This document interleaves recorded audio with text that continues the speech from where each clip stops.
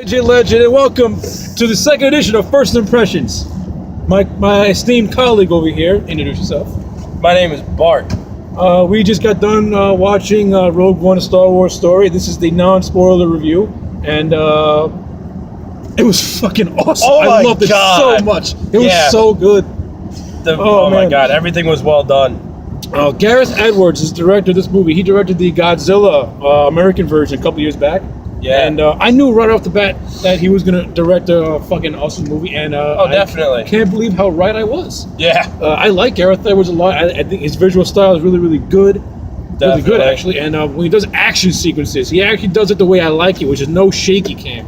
You just place the camera there, and you just do different angles, and you don't shake the camera around like an erratic madman. Exactly. And a lot of the action scenes in this movie were really good. Oh yeah, very well done. Very well done. My favorite one is my favorite. There's so. Oh my God. There's so many action I don't know where to scenes that start was without. so I don't know good. where to start without spoiling this movie. So we're just gonna take it really lightly, and we're just gonna tell you things that we liked, and try to be as vague as extremely possible with it. In general as well. And not give away anything. You might give Try away not like to. minor spoilers, but nothing that's like, oh my God, what did you do that for? Not like big Because revelations or anything. You kind of think. You figure that, okay, I'm expecting something like this, so okay, I can live with the fact that you said that. Yeah. The actor from Hannibal and Doctor Strange was in this movie. Oh yeah. He actor. actually played the guy who was the genius behind actually building the Death Star. Yeah. He's a central character. He plays an important role. He does. Because it's his daughter who joins the rebels to get the plans for the Death Star. Right. Which is the basic plot of the movie, which is not really giving it away because it's common knowledge by now. Should be. From the premises and the plot synopsis and all that nonsense. Exactly. But anyway, performances-wise, every actor was spot on. Oh yeah. I love the acting. Definitely. It was great. The guy, the girl who played the guy's daughter, Jin, she was good. The guy who played that Han Solo one. Oh yeah. The Spanish Han Solo. Yeah. He was really good. Actually. He was a good actor. Wow. This is the first time I've actually seen him in a movie. Yeah, exactly. I'm impressed. The girl who played Jin, she was in Spider-Man, Amazing Spider-Man 2, though. I've seen her in that. She had a small role, but she wasn't that bad. But she had a bigger one in this movie. Oh yeah. But Donnie Yen, who played the fucking blind samurai. Oh my God, that was my favorite character. God, he was so That was my favorite His introduction scene. His intro scene. Oh. He just walks right in, just wrecks shop on Stormtrooper. Yeah. It was so good. And his friend, fucking Machine Gun Bob, I'm gonna call him. Machine Gun Bob. he's like a bodyguard, but he's a cool character. Oh yeah. He just comes in there with fucking like an assortment of weapons, like boom, boom, boom. Fuck yeah, that was great. Oh my so God. Good. Oh yeah. Definitely. Blind Samurai is one of the best characters. That was my favorite character. I think in the entire movie was Blind Samurai. His intro scene was picture perfect. And you got Forrest Whitaker. Oh yeah. Saul Guerrero. Legendary actor. Yeah. Legendary actor. What a great actor. He was playing Saul Guerrero. Saul Guerrero played it very well. For the real Star Wars fans, you know him from the Clone Wars TV series. He played a big role in this movie because he played a big role in this movie. Forrest Whitaker played a big role in this movie. Definitely. Because he actually takes in the guy's daughter, when after the prologue and everything, you see what happens. Right. Saul Guerrero, takes her under his wing. Right.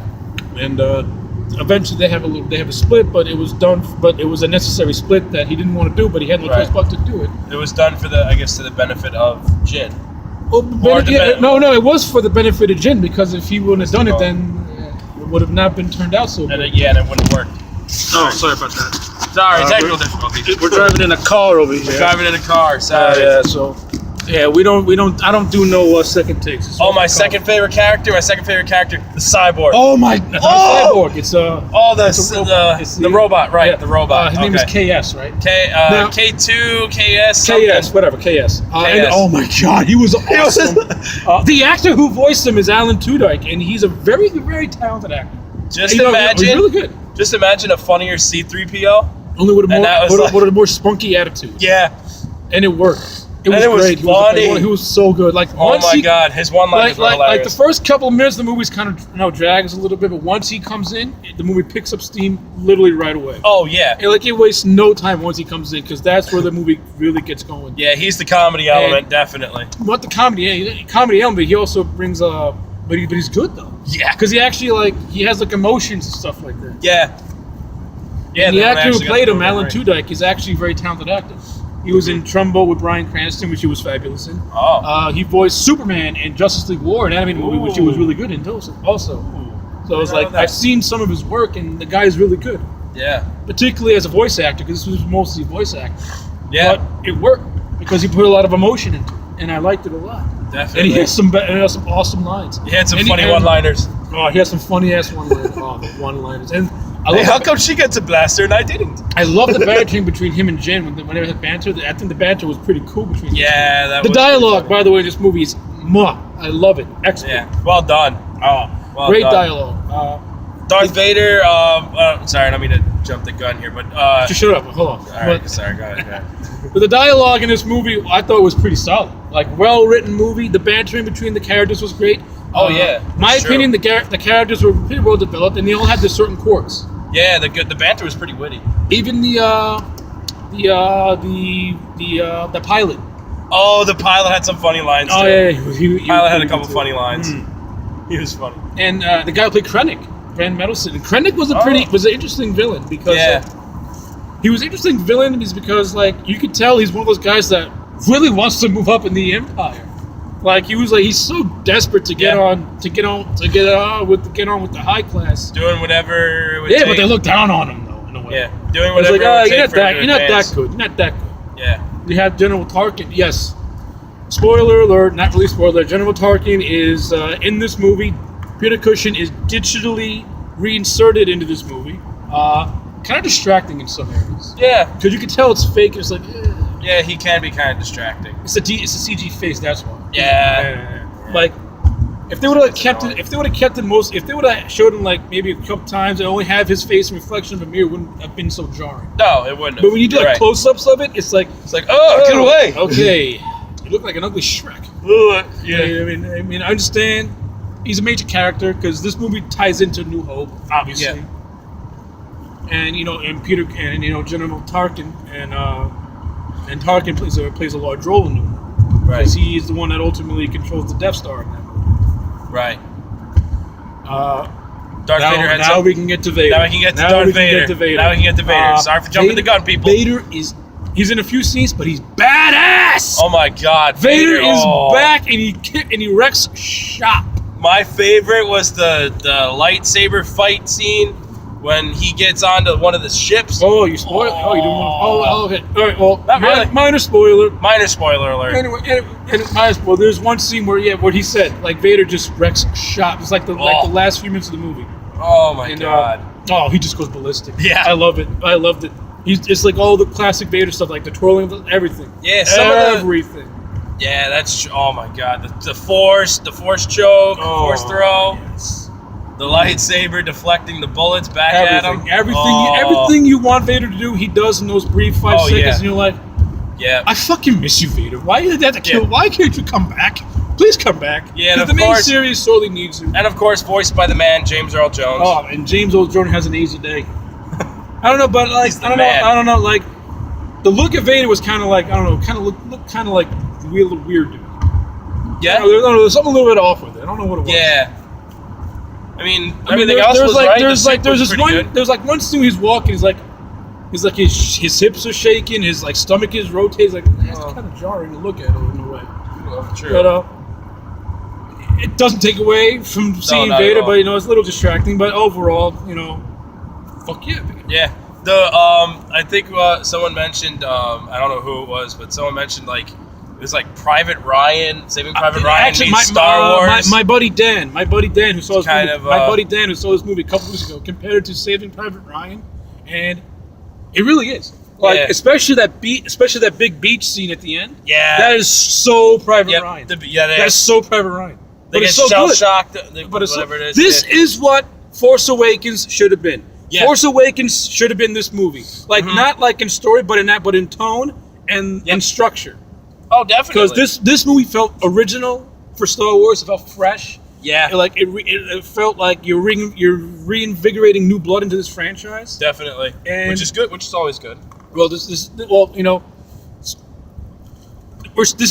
like the new phase of Star Wars. So right now it's trying to find its feet. Right. But where Force Awakens was good, I think Rogue One was great.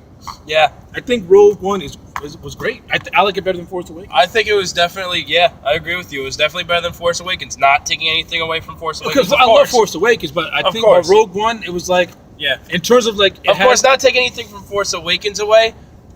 Force Awakens was kind of like, but Rogue One was no. Force Awakens wasn't. Force Awakens was like, okay.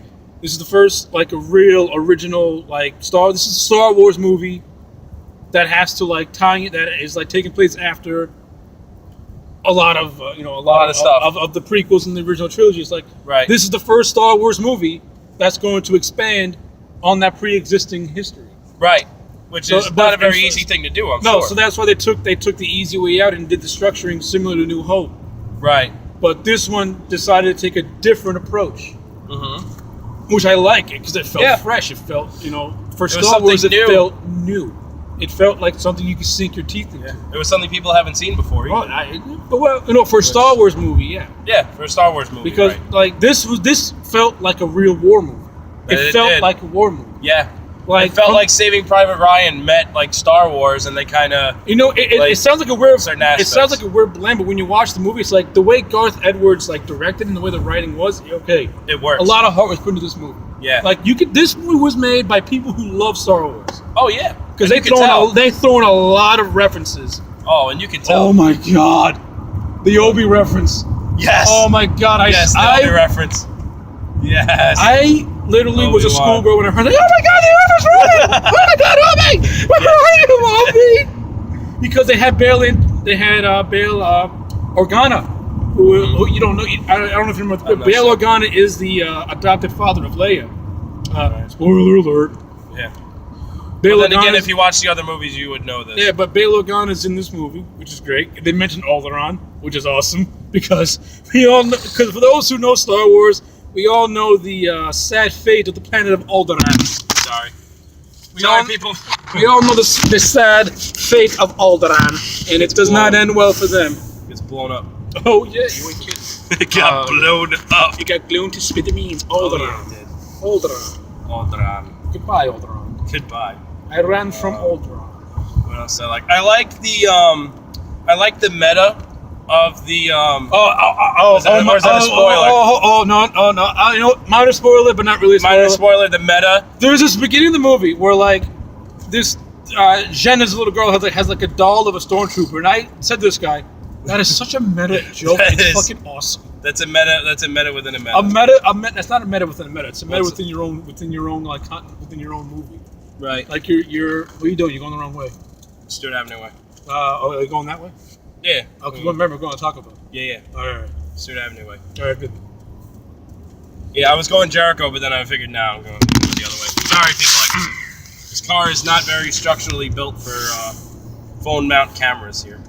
Yeah. So that was a very meta, and I loved it. That was a great meta. That was so funny. That was awesome. This guy pointed it out, and he was like, "That is such a meta." I'm like, I agree. I was like, that is so meta. I love it. I agree. That was great, too. And it was done in a clever way, too. It wasn't like we're going to throw it in your face. Yeah, it's not like, hey, we're going to stab you in the face with this. It's like, oh, we're just going to playfully... That was awesome. Kind of like a stormtrooper doll was like, that is such a meta thing. That's pretty funny. Like the Empire has gone into marketing now. Yeah, How can we get little kids to like us? Let's make stormtrooper dolls. Stormtrooper action figures. Yeah, right. Do it now. Give those kids stormtrooper action figures. Yeah, right. Build them a Hasbro Death... Wait. Build them a Death Star and make sure they love it. The Empire. That's true. We want to protect the galaxy and your children. You can market that so well. That would have been fucking awesome. That would have been awesome. That would have been Pull a plug in there. I would have been like, yes. Put a plug in there. That would have been great. But this movie's riddled with New Hope references. It's not even funny. Like, if you're like a hardcore Star Wars fan, and you've seen New Hope, two characters from New Hope appear in this movie for like a brief second. I'm not going to say who they are, But I'll say one thing. You will know them when you see them. I'll say this one thing. New Hope, Cantina, two guys that threaten Luke. And Obi-Wan saves, and Obi-Wan intervenes. Repeat. New Hope, Cantina Bar, two guys threaten Luke, Obi-Wan intervenes. You'll know who I'm talking about with those two guys. And seeing them was like, okay, now you're just being spoiled. Now you're just spoiling. Now you're just spoiling. Yeah. Now you're just spoiling. Now you're not spoiling the fans, but you're just being spoiled now. You spoil sports. Yeah, right. Throwing in gratuitous cameo, and Stan Lee wasn't even here. Wow. Surprisingly enough. Yeah, I love it. Surprisingly enough, but that was a great movie. Oh yeah. So overall, final thoughts. What do you give it out of 10? Oh, final thoughts. Okay. Yeah, final thoughts. I give this movie a solid 9 out of 10. Agreed. A solid 9 out of 10. Agreed. Everything I wanted in this movie, it pretty much exceeded my expectations. Yeah. And I had high expectations for it because of like, okay, this is like you if you want to do like the whole anthology series, right? This was the foundation of that. If this movie would have tanked, then the whole anthology like spin-offs would have been like, okay, maybe this ain't gonna work. But but in my opinion, this movie succeeded. Oh, so definitely. now I have high hopes for that Han Solo thing coming out. Oh yeah. I cannot wait now I can't wait for the Han Solo anthology series, for the Han Solo anthology movie, because you're gonna have Han Solo and you can have Lando Calrissian as cowboys in like Star Wars meets the Old West. That would be fun. So that's gonna be fucking amazing. That's gonna be funny. So 9 out of 10. The effects, were awesome. A lot of CG, but you know what? It worked for me. Yeah. Because you had a director in Gareth Edwards who did Godzilla, and he did Godzilla so well. He did this, pretty much the same way Godzilla, only, whatever. He directed this movie like he directed Godzilla. He did it well. He did it in the way that I wanted it to be done, and it exceeded my expectations. The writing was solid. The characters were memorable and great. Yeah. He did it justice. Yeah. The villain was an interesting villain because he had flaws. Yeah, he had flaws. He was a flawed villain. He was a villain with flaws. It wasn't your traditional villain. It wasn't like. Well, he was. He's not like.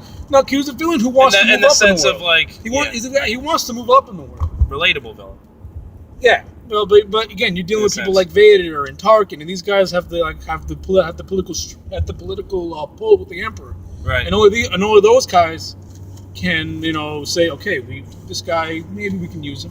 Right. Of course, then you got Vader, who is the fucking pretty much the bulldog. Oh yeah. Who does all the house cleaning. Oh yeah, Vader's the man. Exactly. But anyway, 9 out of 10 for me. 9 out of 10 for me as well. Right. And give your final spin on things you liked and things you liked and his final thoughts. My final thoughts. I mean, I just liked how well it was done. Like you said, the directing was very, very well done, very spot on. The casting and the actors and the actresses did very well in this movie. C'est magnifique, moi. C'est magnifique. The dialogue was done very well. Very witty. You can obviously tell that the directors and writers had pride in their work. And it showed when you saw the movie. I liked the action sequences in the movie. It was very, very well done. No shaky camera. No shaky cam for an action sequence is the best action sequence. No shaky cameras because you can actually see what's going on. Oh, indeed, not want to throw up afterwards. Oh yeah, always good. Again, solid 9 out of 10, and it was amazing. I definitely watch it again. I'm definitely buying this on Blu-ray when it comes out. Oh heck yeah, me too. Okay, ladies and gentlemen, this has been First Impressions. I am AJ Legend, and Bart. We'll see you again next time.